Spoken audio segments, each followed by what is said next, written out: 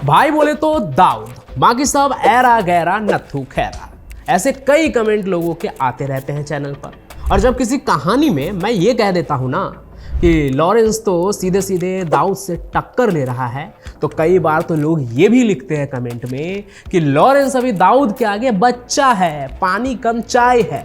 लेकिन मैं आपको बता दूं, दाऊद इब्राहिम की भाई वाली कुर्सी जो है ना, वो अब छीनने वाला है, क्योंकि लॉरेंस बिश्नोई पूरी तरह से तैयार हो गया है मायानगरी मुंबई में अपना भौकाल मचाने के लिए। सलमान से लॉरेंस की दुश्मनी पर लोग कह रहे थे कि लॉरेंस की धमकी खोखली है, वो बस पैसों की उगाही के लिए अपना खौफ कायम कर रहा है। लेकिन जिस तरह से मुंबई में एनसीपी नेता बाबा सिद्दीकी के हत्या के साथ लॉरेंस बिश्नोई गैंग का नाम जुड़ रहा है, वैसे में बिश्नोई के लिए ये एक तीर से कई शिकार वाला मामला हो गया है। इस वारदात के जरिए लॉरेंस ने एक तरफ जहां बॉलीवुड और मुंबई के रियल एस्टेट के कारोबारियों को आतंकित किया है, वहीं दूसरी तरफ दाऊद इब्राहिम को भी ये बता दिया कि अब मुंबई उसकी जागीर नहीं रही, क्योंकि अब मुंबई में भाई का नहीं बिश्नोई का राज चलेगा। वैसे आपको बता दूं कि मायानगरी मुंबई और मुंबई में भी खास तौर पर बॉलीवुड में दाऊद इब्राहिम का खौफ 90 के दशक से लगातार चला आ रहा है। लेकिन एनसीपी नेता बाबा सिद्दीकी की हत्या से अब पूरी कहानी बदल गई है, क्योंकि बाबा सिद्दीकी वो सब थे जिसकी तलाश मुंबई में किसी भी गैंगस्टर को होती है।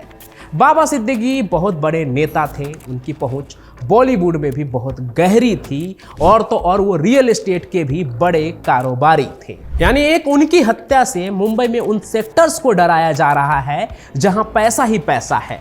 इस वारदात के बाद से बॉलीवुड भी कंफ्यूज है, क्योंकि दाऊद की कुर्सी वो गैंगस्टर लेने की फिराक में है जो पहले से ही पूरे नॉर्थ इंडिया में कुख्यात है, जो अपने आगे दाऊद को पालतू जानवर समझता है। और ये बात कई बार उनके गुर्गों ने सलमान खान को धमकाते हुए साफ कर दिया है कि जिस दाऊद के चक्कर में तुम हो वो तो मेरा पालतू। आप समझ गए होंगे कि उसने अपने पोस्ट में क्या लिखा था।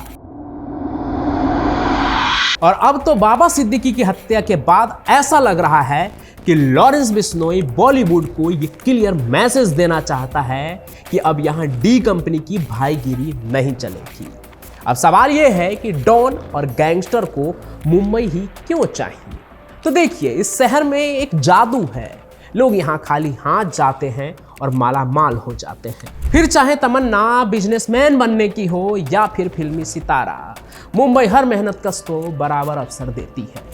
मुंबई में हर जगह पैसा ही पैसा है, बड़े बड़े उद्योगपति हैं वहाँ, फिल्मी सितारे हैं सभी के सभी वहाँ, और रियल एस्टेट का धंधा भी है, जिसके ऊपर वर्चस्व कायम करने की लड़ाई आज की नहीं बहुत पुरानी है। मुंबई के तमाम गैंग आपस में इसी कब्जे की लड़ाई को लेकर लड़ते रहे कि तमाम लोगों से पैसों की उगाही हो या किसी के बीच समझौता करवाना हो या फिर किसी की जमीन को कब्जियाना हो, उस पर उन्हीं का राज होगा, उनका एब्सोल्यूट कंट्रोल होगा। और इसी वर्चस्व की लड़ाई लड़ते लड़ते सब खत्म हो गए और अकेला दाऊद और उसकी डी कंपनी बची, जिसने पूरे मुंबई पर अपना वर्चस्व कायम किया। इसके बाद तो बॉलीवुड से लेकर रियल एस्टेट तक, बैंकर से लेकर छोटे छोटे उद्योगों तक, सभी को सभी को न चाहते हुए भी डी कंपनी को हफ्ता देना ही पड़ता था, जिसे आप प्रोटेक्शन मनी कह लीजिए, रंगदारी कह लीजिए या फिर एक्सटॉर्शन कह लीजिए। ये वो वक्त था जब अंडरवर्ल्ड का मतलब दाऊद की डी कंपनी और डी कंपनी ही अंडरवर्ल्ड था, यानी ये दोनों ही एक दूसरे के पर्याय बन चुके थे। अगर दाऊद को पसंद नहीं आया तो बॉलीवुड में गाने के बोल तक बदल जाते थे। लेकिन ये स्थिति बदलने लगी जब दाऊद मुंबई से दूर हुआ, दुबई भागा, दुबई से बचते बचाते वो पाकिस्तान के कराची में छिपा है। ऐसे हालात में देश में तमाम गैंगस्टर बॉलीवुड पर कब्जा जमाने की फिराक में हैं।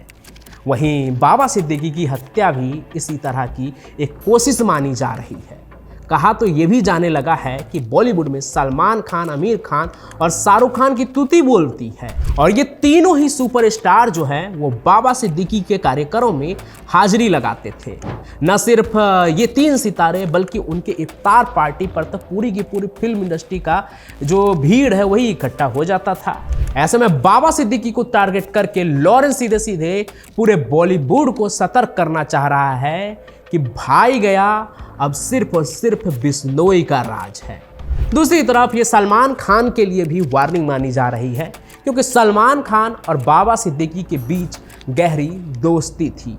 इतनी गहरी दोस्ती कि हिट एंड रन वाली रात के बाद भी सलमान खान अपनी जान बचाकर बाबा सिद्दीकी के घर पर जाकर ही छिपे थे।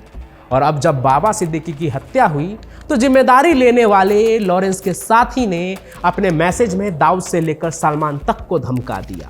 साथ ही बाकियों को भी सतर्क रहने कह दिया कि अपना अपना हिसाब तुम देख लो।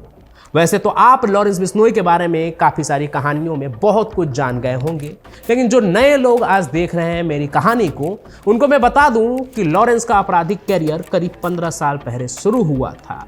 मूल रूप से वो पंजाब का रहने वाला है। अपराध की शुरुआत उसने अपने साथी संपत नेहरा के साथ चंडीगढ़ में की थी।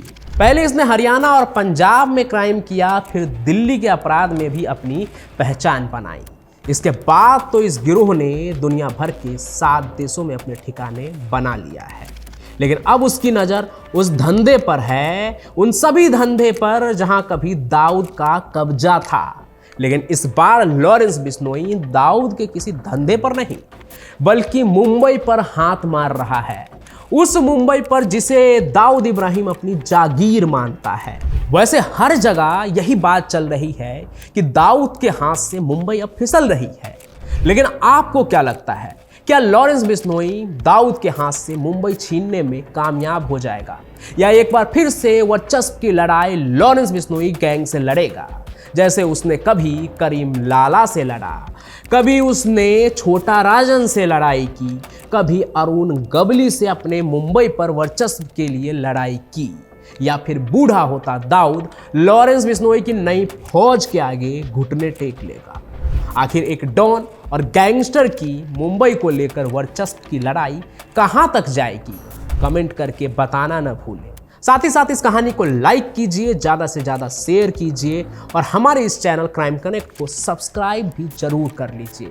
आप कहानी देखते हैं लेकिन चैनल को सब्सक्राइब नहीं करते हैं। आज एक रिक्वेस्ट है ये कि आप हमारे चैनल को सब्सक्राइब जरूर करें। बाकी मैं पंचम प्रकाश ऐसे ही तमाम कहानियों के साथ अंडरवर्ल्ड की कहानी, डॉन की कहानी, गैंगस्टर की कहानी और अपराध की कहानियों को लेकर आता रहूँगा किसी और सफ़र में, किसी और किरदार के साथ। तब तक के लिए आपका बहुत बहुत धन्यवाद।